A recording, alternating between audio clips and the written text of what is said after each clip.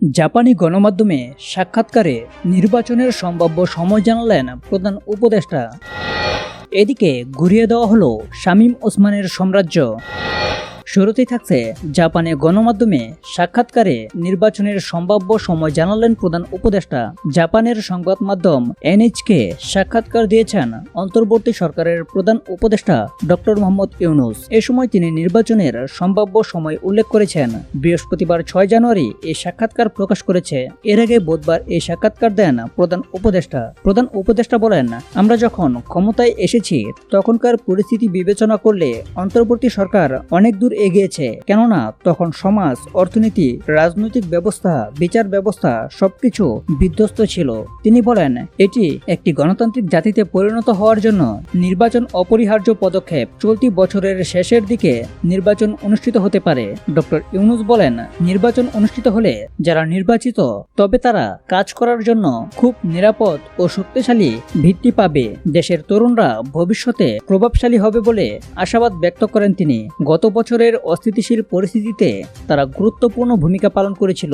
সাক্ষাৎকারে তরুণ প্রজন্মকে নিয়েও কথা বলেন প্রধান উপদেষ্টা। তিনি বলেন, তরুণরা যা করতে চায় তা হলো তাদের সৃজনশীল শক্তি প্রদর্শন করে এবং তা বিশ্বের সাথে ভাগ করে নেয়। ফলে আমাদের মাথায় এই লক্ষ্যটি আছে, দেখা যাক আমরা কিভাবে আগাই। এ সময় তিনি দেশের বৃহত্তম উন্নতশীল অংশীদার জাপানের প্রতি কৃতজ্ঞতা প্রকাশ করেন। তিনি বলেন, জাপানের প্রযুক্তি এবং বিনিয়োগ তরুণ বাংলাদেশিদের জন্য কর্মসংস্থান সৃষ্টি করেছে।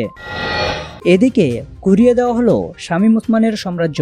নারায়ণগঞ্জ 4 আসনের সাবেক এমপি এ.কে.এম. শামীম ওসমানের দাদার বাড়ি ও আওয়ামী লীগের জন্মস্থান হিসেবে পরিচিত বাইতুল আমান ভবন ভেঙে ঘুরিয়ে দেওয়া হয়েছে। বৃহস্পতিবার 6 ফেব্রুয়ারি রাতে শহরের চাষারা মোড়ে এই ভবনটি বেকু দিয়ে ঘুরিয়ে দিয়েছে বিক্ষুব্ধ ছাত্র জনতা।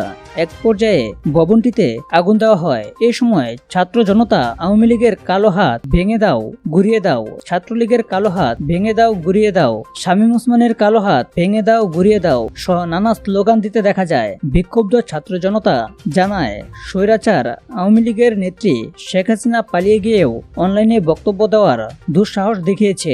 এই ধারাবাহিকতায় ছাত্র জনতা একত্রিত হয়ে স্বৈরাচার আওয়ামী লীগের বিভিন্ন চিহ্ন ঘুরিয়ে দিচ্ছে। আমান ভবনও ঘুরিয়ে দেওয়া হয়েছে। শিক্ষার্থী পরিচয়ে আরশাদ আলী নামে এক যুবক বলেন, স্বৈরাচার ও সন্ত্রাসী শামীম ওসমানের আত্মীয়দের বাড়ি ছিল এটি ঘুরিয়ে দেওয়া হয়েছে। এখনো ভাঙার কাজ চলছে। উল্লেখ্য, শামীম ওসমানের দাদা এম ওসমান আলী ওরফে ওসমান আলী ওই বাড়িতে বসবাস করতেন, আর এখানেই আওয়ামী লীগের জন্ম হয়েছিল বলে আওয়ামী লীগের নেতাকর্মীরা দাবি করে আসছেন। তবে আওয়ামী লীগের ওসমান পরিবারের প্রতিদ্বন্দ্বীরা এ নিয়ে আপত্তি করেছেন।